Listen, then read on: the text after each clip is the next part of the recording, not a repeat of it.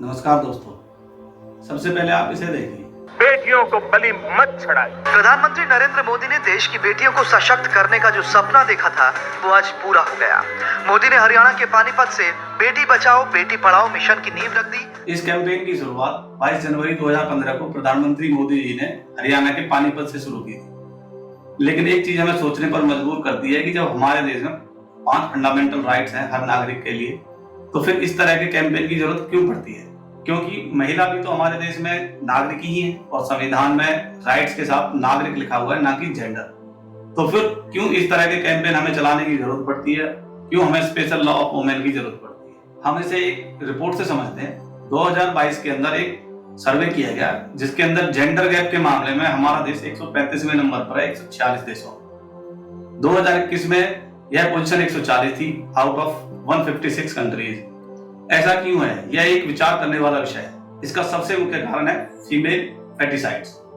देश में लगभग 10 लाख बच्चियों को एक साल में जन्म से पहले मार दिया जाता है। इस तरह उनके साथ कल्चरल इनइक्वालिटी के साथ साथ उनके जन्म लेने के अधिकार को भी छीन लिया जाता है। और सबसे बड़ी बात यह है कि फीमेल फेटिस का अबॉर्शन एक्सेप्टेबल है हमारे समाज में, प्रैक्टिकली और सोशली भी, और इसे करने वाला भी इसे क्राइम नहीं मानता। देश के अंदर कानून जरूर सख्त किए गए हैं, लेकिन कानून का फायदा कोई नहीं है जब तक लोगों की समझ में नहीं आएगा। लोग अभी भी बेटी को एक लायबिलिटी मानते हैं क्योंकि उनको उसे पढ़ाना पड़ेगा, शादी का खर्चा, दहेज देना पड़ेगा। उसके अपोजिट बेटे बुढ़ापे में अपने परिवार के लोगों की सेवा कर सकते हैं तथा उनके पूर्वजों का नाम भी आगे बढ़ा सकते हैं। क्योंकि हमारे देश में हर आदमी के पास साम्राज्य बहुत ज्यादा है और उसको चलाने के लिए उसे एक वारिस की जरूरत पड़ती है, चाहे वह बीड़ी उधार मांगकर पीता हो। यह सोच कोई एक दिन में तो बनी नहीं है, समय लगता है इस तरह की सोच को समाज में डेवलप होने के लिए। तो आज हम इस वीडियो में बात करेंगे इसी विषय के ऊपर और देखेंगे कि क्यों महिलाओं को आज तक वो जगह नहीं मिल पाई जिसकी वो असली हकदार थी। महिला सशक्तिकरण की जरूरत क्यों है हमारे समाज को? क्या देश के अंदर बनने वाले कानूनों से उनकी कोई जिंदगी में बदलाव हुआ है या नहीं हुआ है? और हमारे और आपके क्या सजेशन हो सकते हैं इस विषय के ऊपर? हमारे हिंदू धार्मिक ग्रंथों और सभी बाकी धर्मों के ग्रंथों में महिलाओं को एक उच्च दर्जा दिया गया है। अगर हम हिंदू ग्रंथों की बात करें तो इनके अनुसार वैदिक काल या उससे पहले के समय में महिलाओं को समाज में एक उच्च स्थान प्राप्त था। वे अपने डिसीजन ले सकती थी, पूजा पाठ धार्मिक अनुष्ठानों में भाग ले सकती थी। हिंदू टेक्सचर्स के मुताबिक उस समय महिलाओं को देवी समझा जाता था। लेकिन वैदिक काल के बाद महिलाओं के साथ डिस्क्रिमिनेशन स्टार्ट हुआ। धीरे धीरे उनके ऊपर रिस्ट्रिक्शंस लगने स्टार्ट हुए, जैसे पति पिता या पुत्र के पूछे बिना कहीं ना जाना, सामाजिक और धार्मिक कामों में हिस्सा न लेने देना। समय के साथ स्थिति और ज्यादा खराब होती गई। महिलाओं को समाज के एक वर्ग की जगह एक वस्तु की तरह ट्रीट किया जाने लगा। अगर कोई राजा युद्ध जीत लेता तो वह हारे हुए राज्य की औरतों को प्रताड़ित करता और उन्हें अपने साथ ले जाता था। अगर किसी राजा को कोई मेल उत्तराधिकारी नहीं होता तो वो पड़ोसी राज्य उसको हड़पने की कोशिश करते। महिला शासकों को कभी भी जनता या पड़ोसी राज्यों ने स्वीकार नहीं किया, चाहे उसने अपनी जनता की भलाई के लिए कितने ही अच्छे काम किए गए हों। रानी लक्ष्मीबाई और भी बहुत से उदाहरण हैं हमारे इतिहास से। समाज की कुछ कुरीतियों ने उनकी जिंदगी को और भी बद से बदतर बना दिया, जैसे सती प्रथा, बाल विवाह, no permission for widow remarriage, दहेज प्रथा।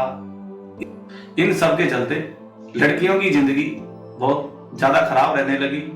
लोग उन्हें लायबिलिटी समझने लगे। समाज में जैसे जैसे शिक्षा का विकास हुआ वैसे वैसे लोगों ने इन कुरीतियों के खिलाफ आवाज भी उठानी शुरू की और धीरे धीरे इनसे छुटकारा भी पाया गया। राजा राम मोहन राय जी ने लॉर्ड विलियम बेंटिंक के साथ मिलकर 4 दिसंबर 1829 को सती प्रथा पर पूर्णतः बैन लगा दिया था। कुछ फेमिनिस्टों का मानना था कि महिलाओं के बदलाव के लिए उन्हें शिक्षित होना बहुत ज्यादा जरूरी है। इस क्षेत्र में काम करते हुए सावित्रीबाई फुले जी ने 1848 में पहले महिला विद्यालय का निर्माण किया।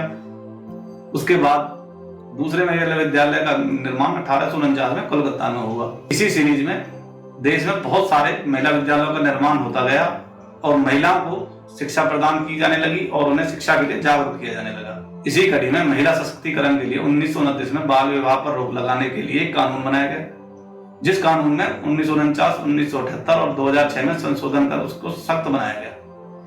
बहुत से लोगों ने बहुत कोशिश की समाज के इस 48% हिस्से को मुख्य धारा के साथ जोड़ने के लिए, लेकिन समाज की सोच ने एजुकेशन के बाद भी इस वर्ग को उन अधिकारों से वंचित रखा। हमारे फंडामेंटल राइट्स जो कि देश के हर नागरिक के लिए हैं, लेकिन हमारे समाज का महिला वर्ग इन अधिकारों से हमेशा वंचित रहा है। महिला को हमेशा हमारे समाज में कमजोर समझा गया है और जो कमजोर होता है उसे हमेशा दबाया जाता है।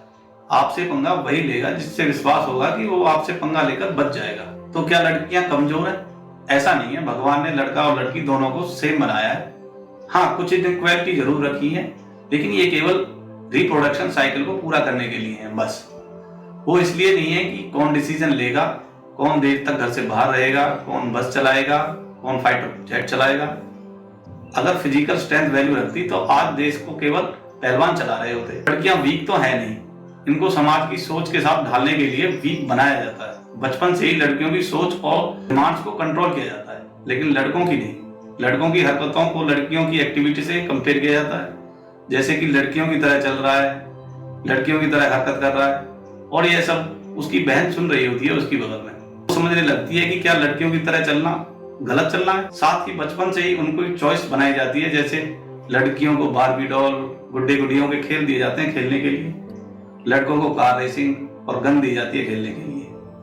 जैसे जैसे वो बड़ी होती हैं तो उनके ऊपर रिस्ट्रिक्शंस लगने शुरू हो जाते हैं कि कब तक उन्हें घर से बाहर रहना है, कहाँ जाना है, कहाँ नहीं जाना है। चाहे लड़की PhD कर रखी हो, लेकिन उसके साथ एक 5 साल का बच्चा लगा देंगे, जबकि ये बच्चा उसकी रक्षा नहीं कर सकता। अगर उसके ऊपर कोई हादसा होता है तो वह बच्चा बड़ा होकर अपने आप को मसीहा और ताकतवर समझने लगता है।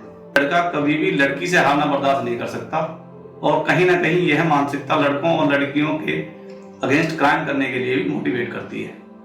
एक लड़की को हमारे समाज में हदें बताई जाती हैं, वहीं लड़के को नहीं बताई जाती।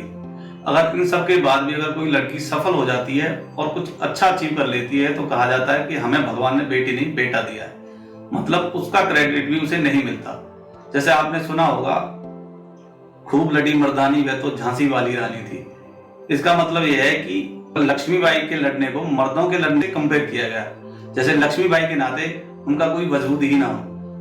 लड़कियों के दिमाग में बचपन से ही इस तरह को ढाल दिया जाता है कि वह अपने डिसीजन और एक्टिविटी के लिए पुरुषों के ऊपर डिपेंड हो जाती है, और उन्हें खुद भी पता नहीं चलता कि उनके साथ गलत हो रहा है। बचपन में शादी तक पिता के ऊपर डिपेंड रहना पड़ता है, शादी के बाद पति के ऊपर डिपेंड रहना पड़ता है, और बुढ़ापे में बेटे के ऊपर डिपेंड रहना पड़ता है। यही डिपेंडेंसी है जो डिस्क्रिमिनेशन का कारण बनती है। आज के डाटा के मुताबिक देश में 3 में से 1 महिला के साथ वायलेंस होता है। वायलेंस के प्रकार अलग अलग हो सकते हैं, physical violence, financial violence, mental harassment. अब तक हम यही सोचते थे कि महिलाएं सबसे ज्यादा अनसेफ घर से बाहर होती हैं, लेकिन ऐसा नहीं है। महिलाओं के साथ वायलेंस के 70% केसेस घर के अंदर घर वालों या किसी जानने वाले द्वारा किए जाते हैं। बहुत लोगों का मानना महिलाओं के साथ वायलेंस का कारण मेल अग्रेशन होता है, लेकिन ऐसा क्यों है कि एक आदमी अपनी फीमेल बॉस से गाली खा लेगा, वहां अग्रेशन नहीं दिखाएगा।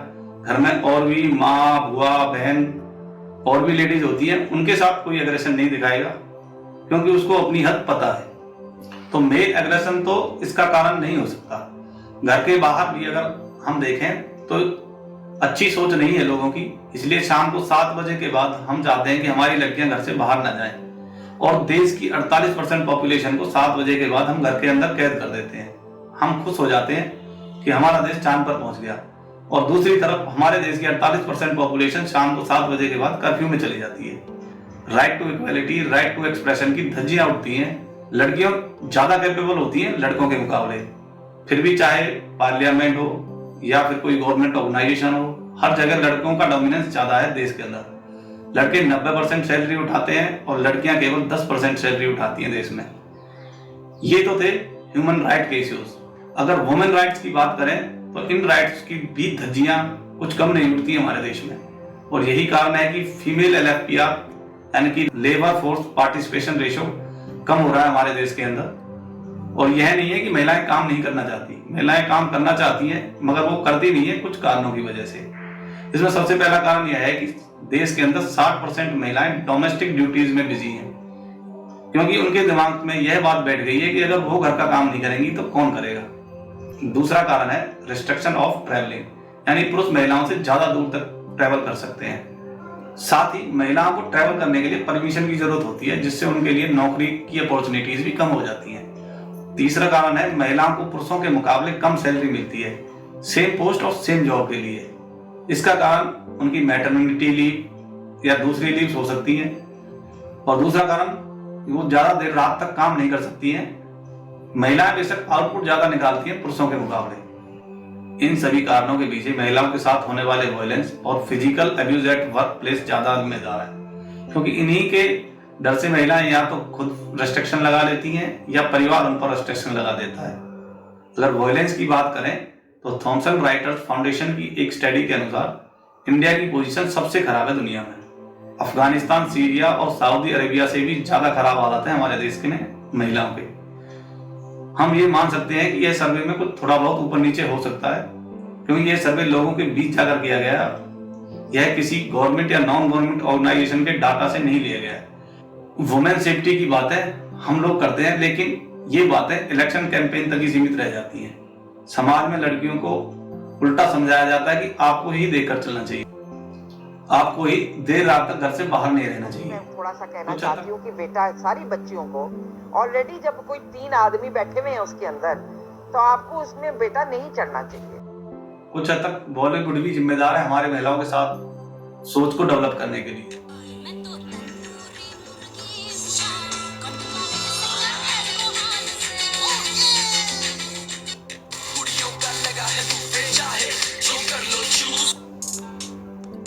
कुछ बॉलीवुड स्टार अपने आप को फेमिनिस्ट कहते हैं, लेकिन उनकी फिल्में समाज को कुछ और ही मैसेज दे रही होती हैं। दिल से बोलो, आज अपने एक इंसान होने पर शर्म सी रही। एक आइटम खरीद जाओ, कितना सामान खरीद। बैंगलोर में नए साल के जश्न में कुछ लोगों का वहशियत सा नाच देखा। उसे देखकर पता नहीं आप लोगों को कैसा लगा, बाय गॉड, लेकिन मेरा खून खौल उठा। कुल मिलाकर महिलाओं की कंडीशन अच्छी नहीं है हमारे समाज में। इन सभी कारणों से महिलाएं घर से बाहर जाकर काम करने में या तो संकोच करती हैं, अगर वो काम करती भी हैं तो रेस्ट्रिक्शन के साथ करती हैं। यही कारण है कि देश में केवल 29.4% महिलाएं ही काम करती हैं, देश में, जो कि बाकी देश के मुकाबले काफी कम है। वर्ल्ड बैंक की एक रिपोर्ट के मुताबिक अगर इंडिया की वुमेन का परसेंटेज बाकी देशों के बराबर हो जाएगा तो देश की जीडीपी ग्रोथ डबल डिजिट में चली जाएगी, यानी कि 11 से 12% तक हो सकती है। साथ ही उनके घर की जीडीपी में भी ग्रोथ आएगा। लेकिन इसके लिए हमें देश की 100% पॉपुलेशन को समझाना पड़ेगा कि उनकी 48% आबादी के भी वो सभी अधिकार हैं जो कि 52% के हैं। इसके लिए कुछ कदम उठाए जा सकते हैं। सबसे पहला कदम तो यही होगा कि सबसे पहले हम एक्सेप्ट करें कि प्रॉब्लम है, क्योंकि कोई भी सरकार नहीं मानती कि ये कोई प्रॉब्लम है। अगर ये मान लिया जाए कि प्रॉब्लम है तो ही समाधान निकले। दूसरा स्टेप है एजुकेशन। एजुकेशन हमारे समाज को एक पॉजिटिव आईना दिखाती है। एजुकेशन से ही लड़कियां के अंदर एक पॉजिटिव बदलाव आएगा, उनको अपने राइट्स और उनके लॉज के बारे में पता चलेगा। लेकिन लड़कियों की एजुकेशन के साथ साथ समाज को एजुकेट करना पड़ेगा, साथ ही लड़के और लड़की दोनों को सिखाना पड़ेगा कि उनको एक दूसरे के साथ कैसा बिहेव करना चाहिए। इसके लिए उनके स्कूल के अंदर उनके लेक्चर्स होने चाहिए। लड़कियों को एम्पावरमेंट इस क्षेत्र में एक अहम कदम हो सकता है। लड़कियों के लिए ज्यादा जॉब अपॉर्चुनिटीज पैदा करनी होंगी, उन्हें काम करने के लिए मोटिवेट करना होगा, और उनकी शुरुआत हम अपने घर से कर सकते हैं। क्योंकि अगर दूसरे की बेटी कहीं अच्छा करती है तो हम उसकी तारीफ करते हैं, लेकिन अपने घर की बेटी को वो आजादी नहीं देते जो उसके ड्रीम्स को पूरा करने के लिए उसको जरूरी होता है।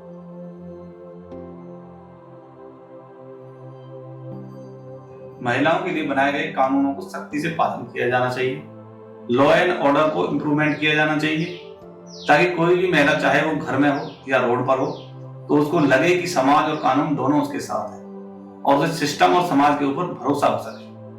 हाँ, हम यहाँ पर झूठे केसेस जो महिलाओं द्वारा पुरुषों पर लगाए जाते हैं या फेक फेमिनिज्म या सूडो फेमिनिज्म की बात नहीं कर रहे हैं, क्योंकि यह भी एक गंभीर मुद्दा है और इस विषय के ऊपर हम किसी दूसरे वीडियो में बात कर लेंगे। लेकिन ये वीडियो सिर्फ महिला सशक्तिकरण के विषय पर बनाया गया है। हमारे पार्लियामेंट में हाल ही में पारित वुमेन रिजर्वेशन भी इस विषय पर एक अहम कदम हो सकता है, क्योंकि एक रिसर्च से पता लगा है कि क्योंकि ज्यादा फीमेल लीडर होने से देश की लड़कियों पर अच्छा असर पड़ता है। ज्यादा लड़कियां स्कूल जाती हैं, उन पर अपराध कम होते हैं, अगर अपराध होते भी हैं तो उन अपराधों को रिपोर्ट किया जाता है, बशर्ते कि यह रिजर्वेशन पंचायत चुनावों की तरह बनकर न रह जाए। क्योंकि सरकार ने सिर्फ महिलाओं के लिए रिजर्व कर दिया था ना। कहने का मतलब ये है कि मंजू देवी ऑफिशियल प्रधान है और ब्रिजभूषण जी हैं प्रधानमंत्री। क्योंकि इस रिजर्वेशन को सही तरह से इम्प्लीमेंट करने के लिए सरकारों और पॉलिटिकल पार्टियों को बहुत मेहनत करनी पड़ेगी। समाज में पॉजिटिव बदलाव लाने के लिए बेटी बचाओ बेटी पढ़ाओ जैसे कैंपेनों को चलते रहना चाहिए और इस तरह के और भी कैंपेन चलने चाहिए ताकि समाज की सोच में कुछ बदलाव आ सके। मैं आशा करता हूं कि आपको यह वीडियो अच्छा लगा होगा। अगर वीडियो अच्छा लगा तो चैनल को सब्सक्राइब करें, दोस्तों के साथ शेयर जरूर करें। अगर यह वीडियो अच्छा लगा तो एक बार इस वीडियो को जरूर जाकर देखें। यहाँ पर हम बात करते हैं मीडिया हाउसेस की रियलिटी के बारे में। हमेशा खुश रहें। जय हिंद।